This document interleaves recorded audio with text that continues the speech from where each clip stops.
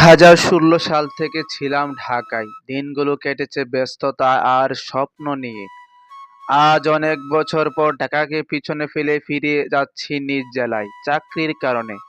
সবকিছু বদলে গেছে, কিন্তু ঢাকার স্মৃতি আজও মনে পড়ে যেন কালকের কথা। দীর্ঘ এই ৯ বছর কাটিয়েছি ঢাকায়। কোলাহল, ভিড় আর ব্যস্ত জীবন শহরটা অনেক দূরে।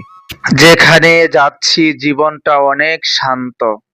নিজের মতো করে বাঁচা যায়।